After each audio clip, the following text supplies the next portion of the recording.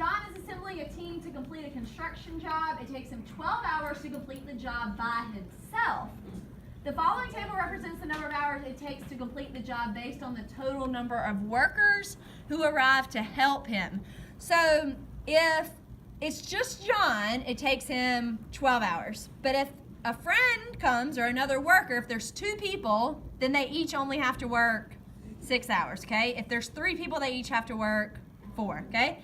As the number of workers increases, what happens to the number of hours it takes to complete the job? Say what? All right, well, I heard the correct answer from somebody, all right? So the number of hours it takes to complete the job decreases, okay? In the first column, what is the value of x, y? What does it mean by x, y? Multiply, okay? It means to multiply them. So in the first column, if you multiply 1 times 12, that's 12, okay? In the second column, if you multiply 2 times 6, 12. And in every column, if you multiply them, you get 12, okay? So inverse variation, okay? And 12 was the number of hours it took him by himself, okay? All right, let's see if I can do this one correctly. The variables x and y vary inversely for a constant k. Y equals k over x. So that is the formula for inverse. So 2 formulas. We're going to be using these 2 formulas all week. Okay, we're going to be using these 2 formulas. K is still called your what? Constant of variation. And this one's different because if x gets larger, y gets smaller. Okay? Oh, and this is a typo. In the work example, the value of k was... What was the value of k in the example we just did? 12. Okay, it's 12. All right, once again, they're giving you another formula right here. Where are they getting that one from? Where did this formula come from? They solved for the letter k. Okay, so they got k by itself. Okay, up here it's y equals, this is k equals. Okay, all right, here we go. The variable y varies inversely with x. When x equals 4, y equals 6, find the constant of variation and write the equation that relates y and x. What will the graph look like? Okay, so for inverse, the formula is y equals k over x. Okay, so for inverse, it's y equals k over x. Do they tell you what to plug in for y? What? 6. Okay. And what do they tell you to plug in for x? 4. Okay. All right, ladies and gentlemen, what letter am I trying to get by itself? K. I'm trying to get k by itself. I have divide by 4. What's the opposite of divide by 4? Multiply. So I'm multiplying both sides by 4. Those cancel. So k equals 24. Okay? Remember, the next thing I do is plug that back in. Y equals, instead of writing k, I write 24. Okay? All right, I'm done with this one other than it says, what will the graph look like? Go to your calculator, go to your y equals real quick. Go to your y equals. Go to your y equals, please. Type that in for me. 24 over x. 24 divided by x. Hit graph. Y'all see those two? Oh, my batteries are low. Hey, do y'all see those 2 graphs? Or sorry, those 2 curves? Yeah. Okay. That is called rational. Okay? That's called a rational function. That happens whenever x is in the denominator. Okay? You get a rational function. Okay? All right, you've got one to try. I'm still got the video on, so just take a minute and try that one, and then I'll put the answer up here. I'm recording. All right, go ahead and try this one real quick. Try just this one.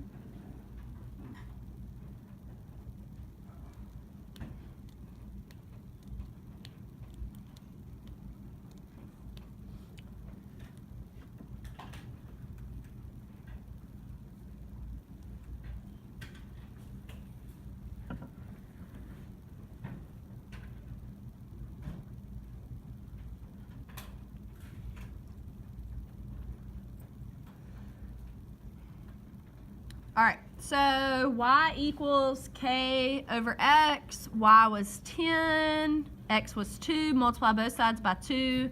So did you get k to be 20? Yes. Okay. Y equals 20 over x. Plug 20 back in. What would the graph of that one be? Rational. Okay. The graph would be rational.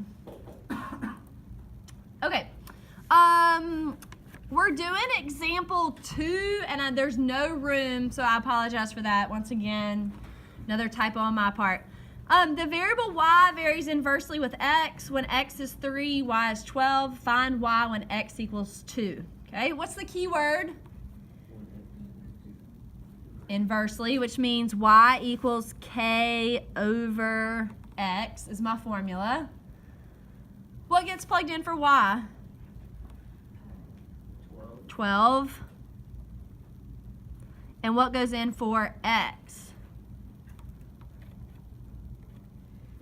3. Good. Okay. All right. I'm trying to figure out what k is. What number do I have to move? Good. I have to move the 3. The opposite of dividing by 3 is multiply. So you multiply both sides by 3. So k equals 36. Okay. K equals 36. All right, so plug that back into the original. Y equals, instead of writing K, what do you write? 36 over X, okay? And this one says find Y when X equals 2. So all I have to do is plug 2 in for X. Y equals 36 over 2. I'm putting 2 in the X spot.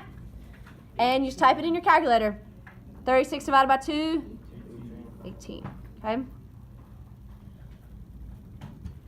All right, ladies and gentlemen, skip down to the bottom one, please. Skip down to the bottom one, please. The variable y varies inversely with x. When x is 10, y is 5. Find x when y equals 2. Okay, so I have inversely. What's the formula for that? K over x. Okay. What are they telling you to plug in for y? 5. Okay. Oops, sorry. And what goes in for x? 10. Okay. All right, so we just did a couple of these. The first step is the same. Multiply both sides by 10, and so k equals 50, okay? All right, what do I do with that number 50? Put it over x. Good, okay? So it goes back to the original. Y equals 50 over x. Okay. All right, and then what do they say to find? Find x when what is 2? Y. Y is 2. Okay? All right. So a couple people have done this in their heads. 50 divided by what would give you 2? 25. Okay? Now look, I'm going to show you how we're going to be working these all week. Yeah, it is 25. So look. Okay. All right, so this is why I wanted to do this one with you. Where is x? On the bottom. X is not, it's not x divided by 50. What is it? 50 divided by x. You can't multiply 50 on both sides on this one. Okay, here's what we're going to do. What number can you put underneath something in math? A 1, okay? And so let me rewrite this so it looks a little more Neat. Okay, so 2 over 1 equals 50 over x. This is how we're going to be working these all week. And then we're going to do the butterfly. Y'all, the butterfly is easy and pretty. Okay? It's easy. 1 times 50 is 50. We're cross multiplying. 1 times 50 is 50. Drop down the equals. Write it down, please. And 2 times x is 2x. Then divide both sides by 2. X is 25. Okay? No, it's not. No, it's not. All right. One more together. One more together.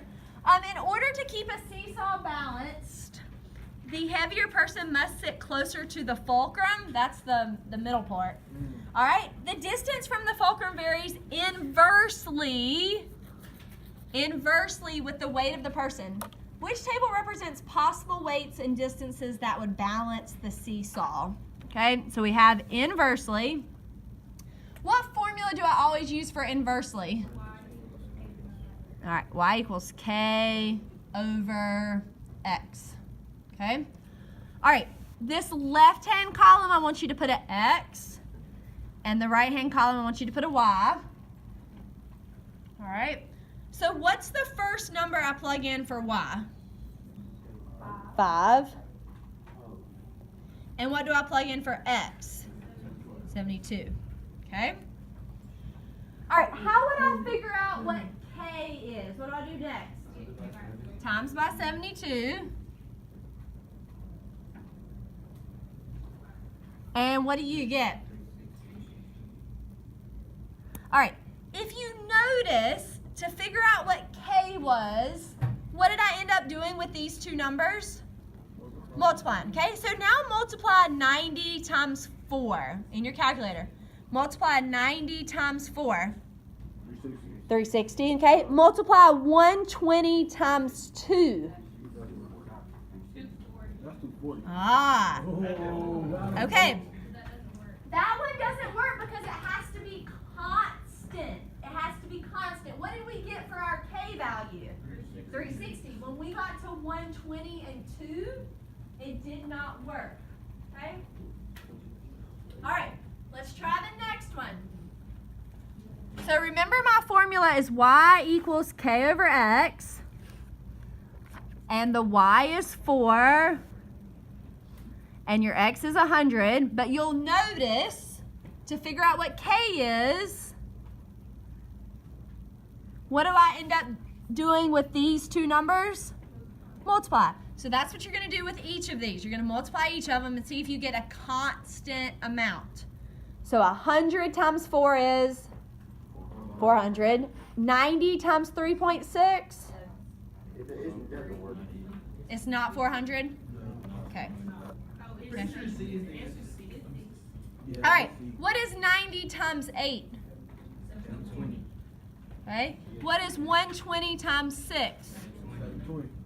160 times 4.5? Do I have to do all of them? Yes. 200 times 3.6?